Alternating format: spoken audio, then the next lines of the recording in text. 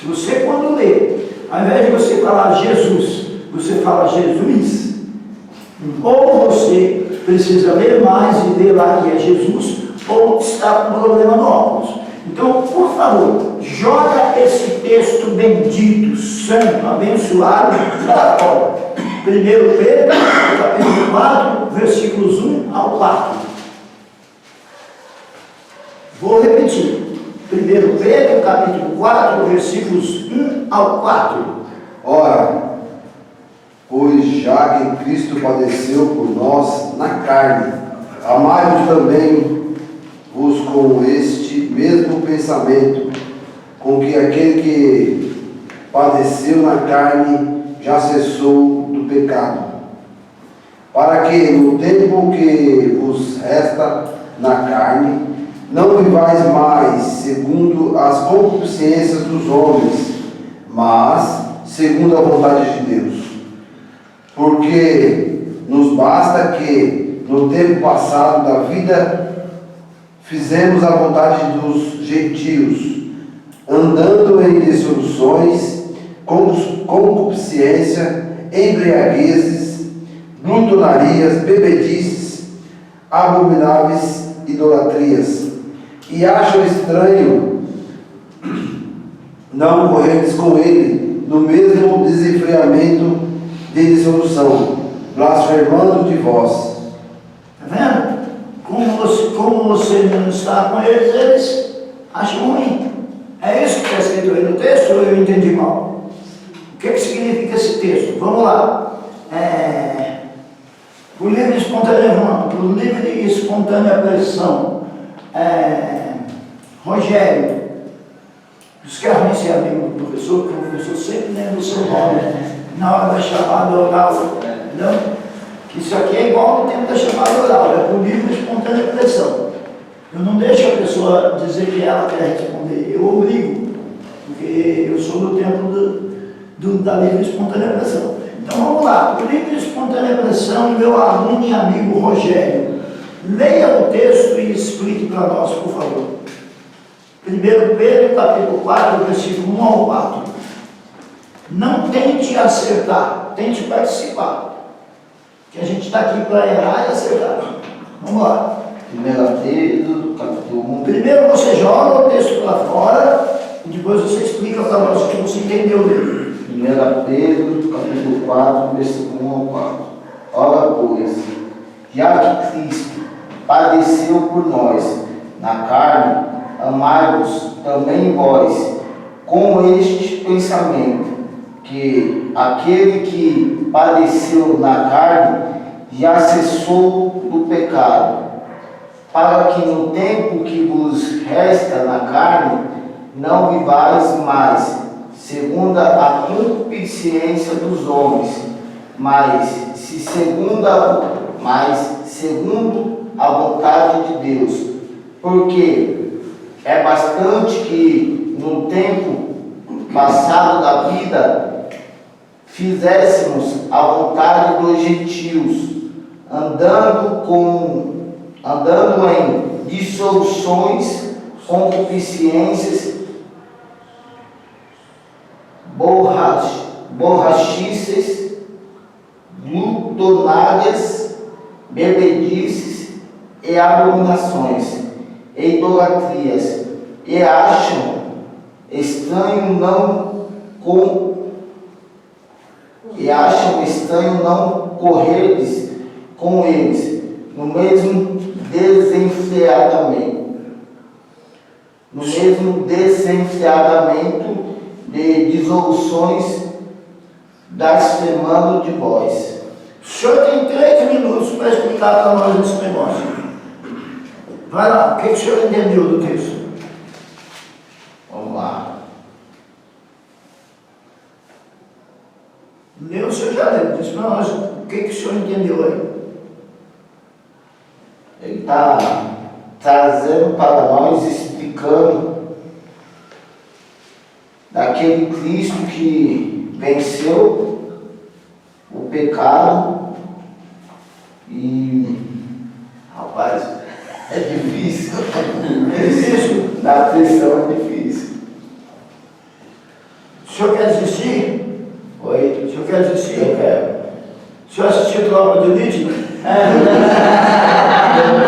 O senhor vai pedir para sair? Vou pedir para sair. Ele pediu para sair, gente. Mas ele continua na tropa de elite de Cristo, assim mesmo, não tem problema não. Eu vou tentar ajudá-lo. Se eu não conseguir, eu também vou pedir para sair, tá bom? Então vai lá, lê para mim, quando eu disser para, você para. Lê com a caneta marcando. Ora, pois, já que Cristo padeceu por nós na carne, Para. Cristo padeceu por nós na carne, ele padeceu de verdade, no corpo dele. Por que Pedro faz questão de dizer isso? Porque já rondava por ali um tal do gnosticismo que dizia que Jesus era só uma aparição, era só um corpo aparente. Então ele já manda logo direto, ele já fala, padeceu por nós na carne, no corpo dele mesmo. Carne aí, você está aquele aplicativo de grego aí? Você pode conferir para mim se carne aí é soma ou é sarquíticos? Porque dá uma diferença. Se for sarquíticos é uma coisa, se for soma é outra. Já explico a diferença para vocês. Confere aí no aplicativo de grego. Que fala, capítulo que versículo que é, para poder olhar no aplicativo de grego. 1 Pedro 4. 1 Pedro 4. Eu quero saber se carne aí é sarquíticos ou é soma. 4, versículo 1, né? Quero saber se é sarquíticos ou se é soma. Sax. Acho que veio do sarquístico, né? Como é que está aí? Sars. Ah, tá. É isso mesmo. O que ela está falando? Porque uma pessoa usada da origem natural física, geração da afinidade, nascido por geração. É isso aí que está no aplicativo de grego. Que está escrito mais ou menos assim, quer ver? Eu não estou aqui com a... Eu não vou falar não, mas vamos ver se vai acertar. Tá. O senhor está esperto, né? Olha, rapaz. É assim que está aí? É X, né? Tá só o Tá. RX. Não. É porque aí é uma tentativa de falar. Tentativa de pronúncia, né? Mas vai dar isso aqui, vai dar sarques, não é isso? Tá. Vai dar sarques, segundo o aplicativo grego? Sim ou não? Sim. Tá. Então vai dar sarques. Vai dar sarques, qual é a consequência? Sarques, gente, é a carne mesmo. É a carne mesmo. Poderia estar a palavra soma, que também significa carne. Mas ele está dizendo aí que Jesus padeceu a carne mesmo, no corpo humano dele. Não vem inventar que era uma aparição, não. Ah, porque tem um tipo de gnosticismo que diz que Jesus não tinha no corpo. Ele era uma aparição e que depois ele sumiu. E tudo que os discípulos viram foi uma ilusão coletiva. Então Pedro está negando isso, ele está dizendo que foi na carne mesmo. Repete para mim. Lá no fundo. Repete para mim. ora, pois, já que Cristo padeceu por nós Na carne, no corpo dele mesmo, não era uma ilusão. Continua. amai-vos também vós com este pensamento, que aquele que padeceu na carne já cessou do pecado. Ou seja, amem pensando, amem com o amor de Cristo. Um amor sem pecado, um amor puro. Porque ele morreu para que nós pudéssemos ter esse amor puro. Seguir o exemplo dele. Continua. Para que no tempo que vos resta na carne, O tempo que vos resta vivendo aqui, na carne. Porque a qualquer momento vocês podem morrer ou pode ser arrebatado também. Porque Pedro esperava o arrebatamento para os dias dele. Assim como Paulo, eles não sabiam quando ia ser o arrebatamento. Então eles viviam como se o arrebatamento fosse nos dias deles, a qualquer momento. Tudo bem? Repete para mim essa expressão, essa última. para que no tempo que vos resta na carne, Tempo que vos resta na carne, nesse corpo aqui. Como é que eu saio desse corpo aqui? Ou quando eu morro, ou se eu for arrebatado, não é isso? Sim ou não, senhoras? sim. Ah, tá bom. Então vai lá. Não vivais mais segundo Não vivais mais segundo as concupiscências dos homens. Para. Essa palavra concupiscência, ou palavrinha difícil, né? A concupiscência, ela é a avó da morte. Já que o pessoal gosta de brincar no rádio, brinca assim. Quem é a avó da morte? Pergunta lá no seu programa de rádio. Quem é a avó da morte? Vamos ver quem é que responde. A avó da morte é a concupiscência. Porque a concupiscência dá luz ao pecado. E o pecado consumado gera a morte. Descobrimos quem é a avó da morte. Tá bom? Então já arruma um parente para infeliz da morte. Né? É isso aí. Tem dois parentes, a concupiscência e o pecado. A concupiscência dá luz ao pecado. E o pecado consumado gera a morte. Está certo a minha linha de raciocínio? A avó do pecado é a concupiscência? A avó da morte é a concupiscência? Vocês concordam ou não? Segundo essa história aí, que a concupiscência dá luz ao pecado e o pecado consumado gera a morte. Nessa linha de raciocínio, já que é para brincar no rádio, essa brincadeira fica melhor do que a com São João 3,16 lá. Continua, por favor. Mas, segundo a vontade de Deus, porque é bastante que no tempo passado da vida fizéssemos a vontade dos gentios. Já deu, chega de fazer vontade dos gentios, chega de andar de qualquer jeito. Continua. Andando em dissoluções, concupiscências, borrachices, glutonárias, glutonarias, Isso, continua. bebedices e abominações, idolatrias. Continua. E acham estranho que corredes com eles no mesmo desenfreamento. Está faltando alguma coisa nesse texto. É o óculos. Lê de novo esse pedacinho aí. E acham estranho, não É o não que estava faltando. Vai lá. corredes com eles no mesmo desenfreamento. Ou seja, o mundo acha estranho que a gente não corre mais com eles. Esse camarada, ele corria comigo. A gente fazia as coisas erradas junto. Agora ele não corre mais comigo. Eles acham estranho, acham ruim isso. Eles não gostam dessa ideia. Percebe? Não é isso que o texto está dizendo, minha gente? Sim. Sim ou não? Sim. Tá, então continua. De dissoluções das firmando de vós. Então, o mundo não é nosso amigo. Ele nos rejeita por causa que nós obedecemos a Cristo. Você pode tratar as pessoas bem, não tem problema nenhum. Bom dia, boa tarde. Você só não pode colocar na sua cabecinha que ele te aceita. No fundo do fundo, ele te rejeita. Se ele começar a te aceitar muito, lembra de Tiago lá. Cuidado que você pode estar em adultério espiritual. Pode estar em adultério espiritual. Você pode estar sendo amigo do mundo. E quem é amigo do mundo erra o alvo. Errar o alvo é adulterar. O que significa adulterar? Errar o alvo. Errar o alvo, mudar as coisas. Mudar o conteúdo, adulterar o conteúdo. Alguém aqui chega no mercado e vai fazer uma compra. Aí tem uma embalagem adulterada. Você leva para sua casa? Não. Não, Luiz. Você leva a embalagem adulterada para sua casa?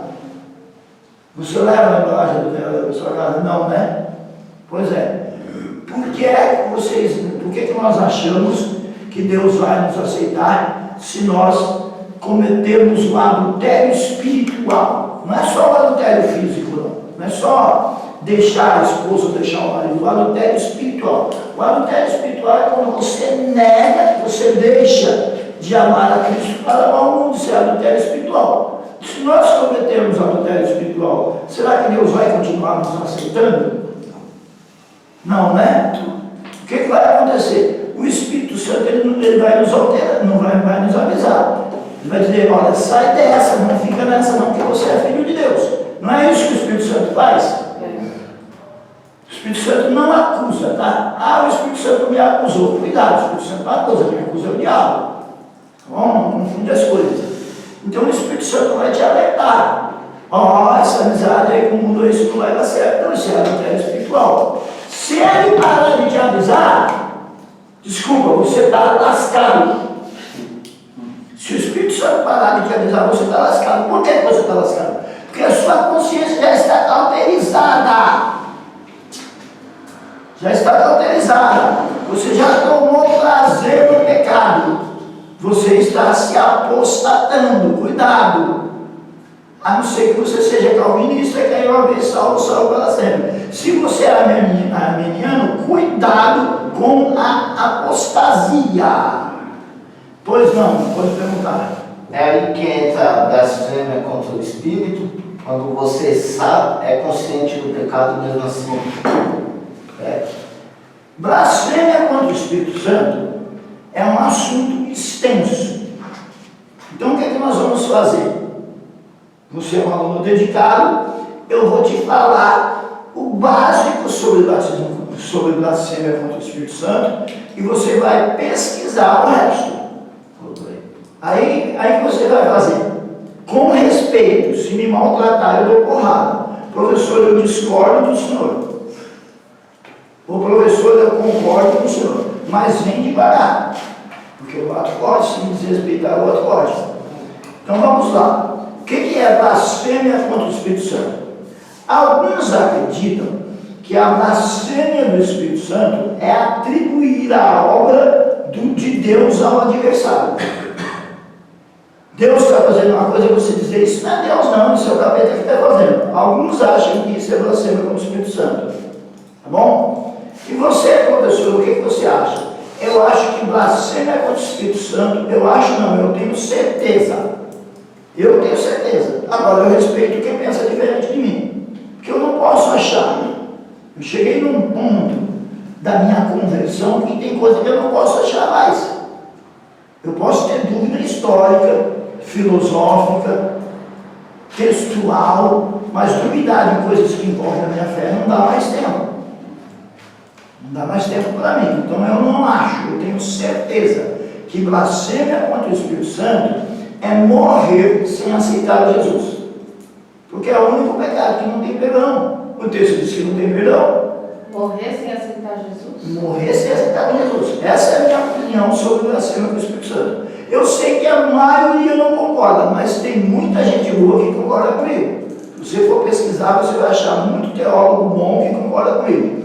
Blasfêmia contra o Espírito Santo é morrer sem aceitar Jesus. Porque é o único pecado que não tem perdão. Fala aí do pecado que não tem perdão, a não ser esse. Matar a sogra. Matar a sogra tem perdão. Coisa do Senhor.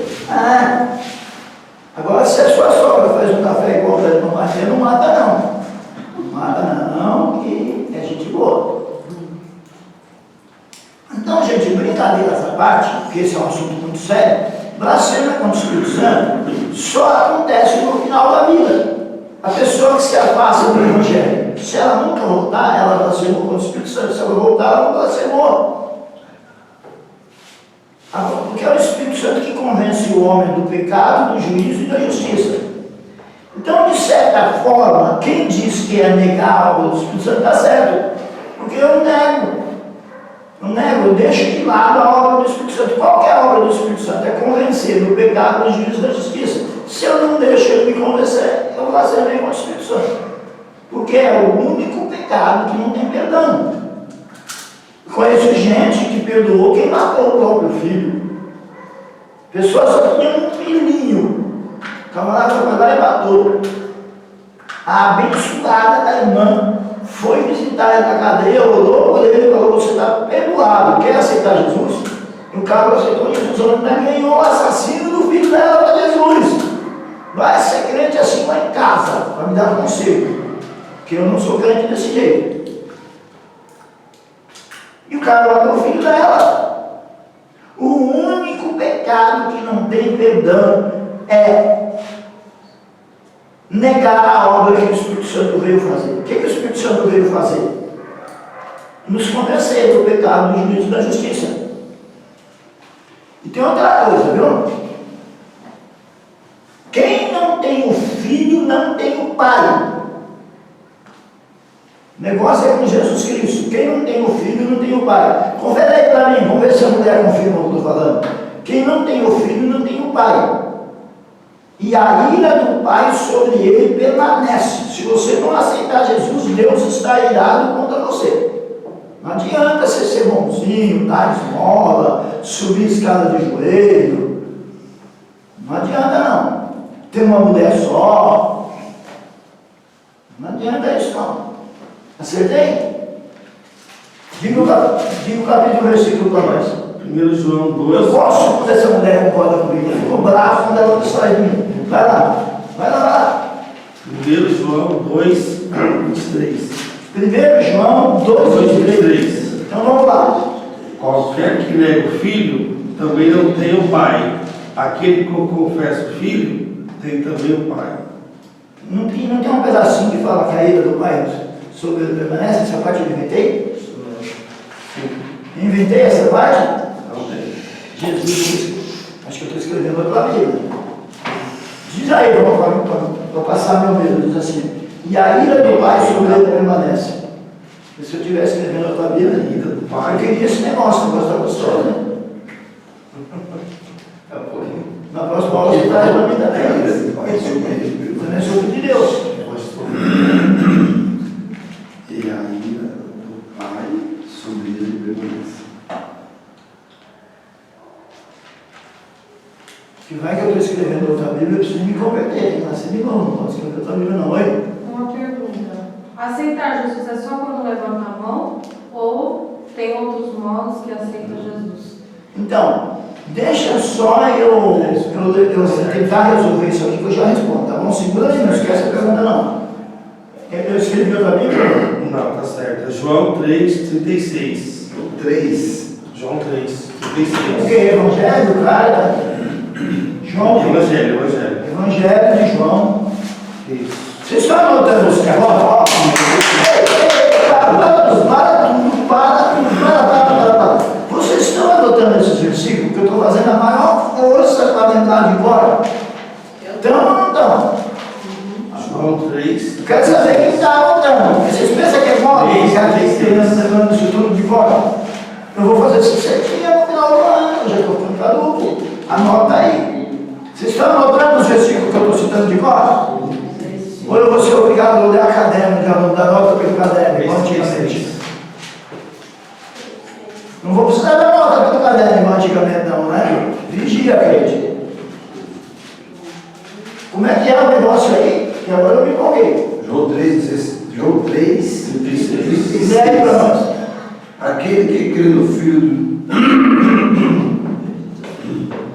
Aquele que crê no Filho tem a vida eterna, mas aquele que não crê no Filho não verá a vida, mas a ira de Deus sobre ele permanece. Anota aí, crente. Anota aí, crente. Não tenta pôr aquele parente seu, aquela tia que te dava dinheiro para você comprar pirulito. Não tenta pôr ela no céu, não. Se ela não aceitou Jesus, você ficou com pirulito e ela está ardendo mais. Eu já pensei, agora eu vou falar, ela está ardendo no mármore do inferno, a sua tia que te dava pirulito. Não tenta pôr ela no céu sem Jesus, não. Pode falar isso quando está gravando? Ou parou de gravar já? Depois a gente vê se gravou. Está acesa a luzinha vermelha? Está acesa a luzinha vermelha? Está acesa a luzinha vermelha, eu vou repetir, então para ficar bem claro na gravação. Não tenta colocar no céu aquela tia sua boazinha que te dava pirulito. Porque se ela não aceitou Jesus, você ficou com pirulito e ela está ardendo no mármore do inferno com toda a vontade dela. Porque eu tenho coragem, eu sou corajoso. Faça a pergunta de novo, minha irmã. Aleluia. A pessoa que... Se o senhor derrubar na máquina que está gravando, dá de 3 meses a 6 anos de cadeia. Pode fazer a pergunta, por favor. A pessoa aceita Jesus só levantando a mão ou tem outras formas que a pessoa pode aceitar Jesus?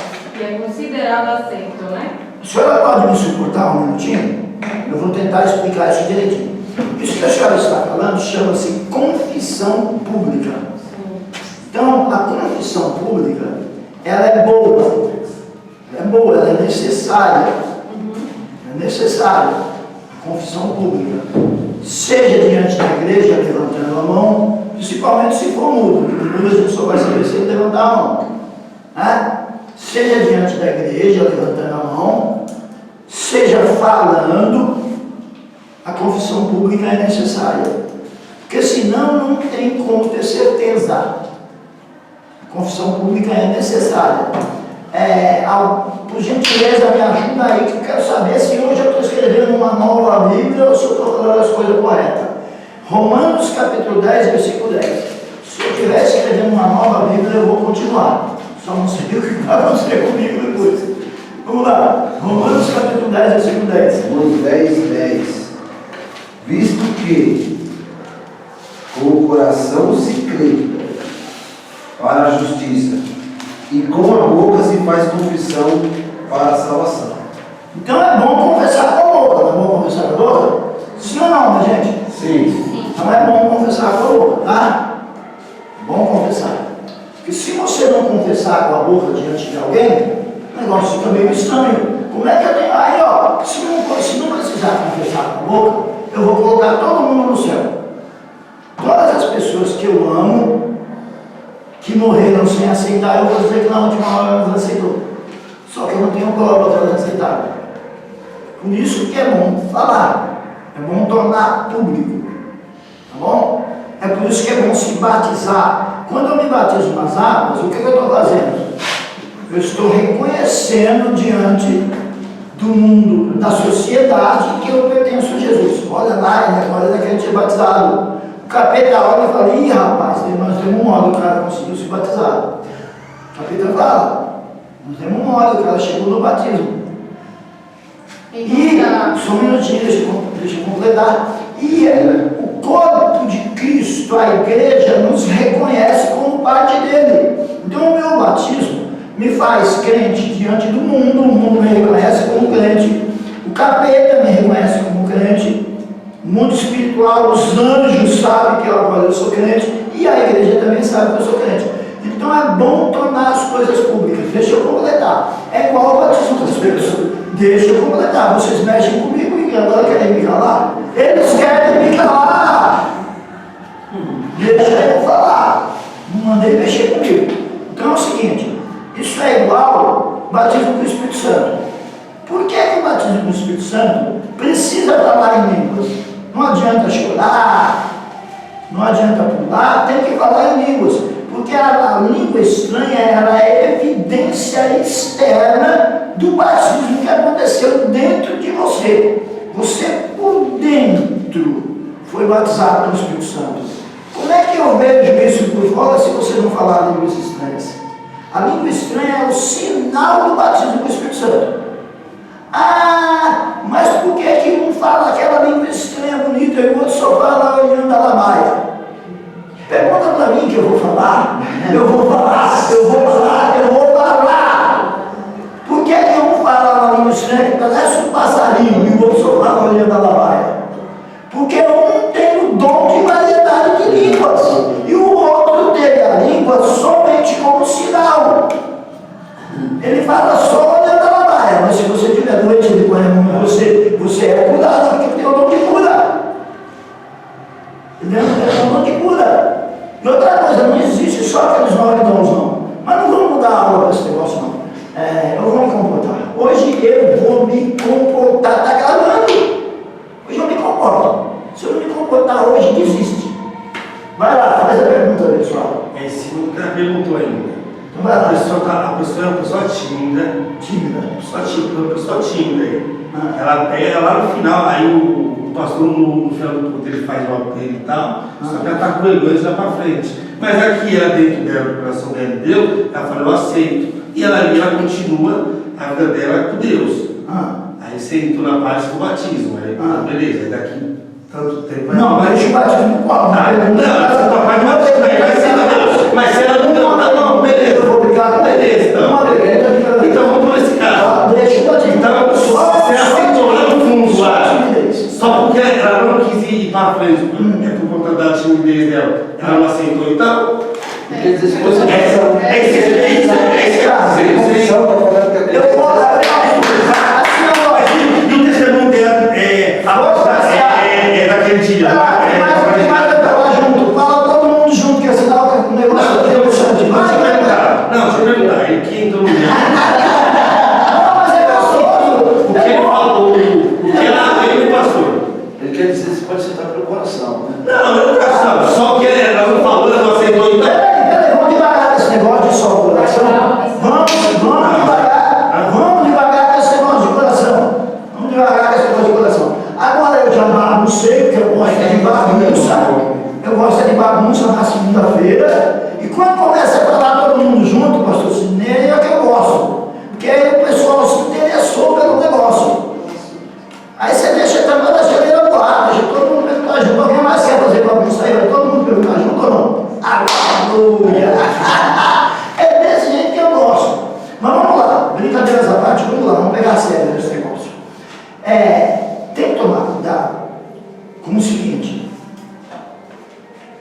a timidez, ela pode ser um tipo de uma falta de fidelidade, porque a fé não balança a cabeça que eu vou mandar o senhor construir o meu argumento. Eu não falei, o senhor não falei ainda, o senhor está fazendo com a cabeça de não destrói o argumento. Vamos lá. Destrói o argumento, balançou a cabeça, vai destruir o argumento. Espera eu terminar de falar, não balança a cabeça não, posso soltar uma nada brava. Tenta destruir o argumento. Pode ir. Vocês viram de balançar a cabeça? Vocês não acham que ele é corajoso? Sem quieto, só eu Eu sei, eu estou deixando a paciência. É que mexe com a gente, estiga, né? Mas segura aí, respira fundo, canta até direito que eu chego lá. Daqui para meia-noite eu consigo explicar esse negócio.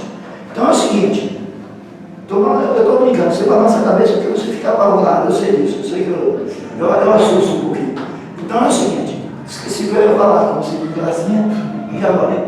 O que eu estava falando? Coração. Foi falando do coração. Tem que tomar cuidado com esse negócio de timidez, porque a timidez, ela tem que ser vencida pela fé. Ele não pode ficar tímido para sempre. Uma hora essa timidez precisa ser vencida. Até porque em Apocalipse está escrito que os tímidos não vão entrar no céu. Quem que é o tímido? O tímido é a pessoa que não tem fé suficiente para se despir. O tímido é igual ao muro, ele não é nem quente nem frio. Então tem que tomar cuidado. Ele pode ser tímido assim, ele pode nunca na vida dele subir no púlpito e pregar. Ele é tímido. Ele pode nunca evangelizar.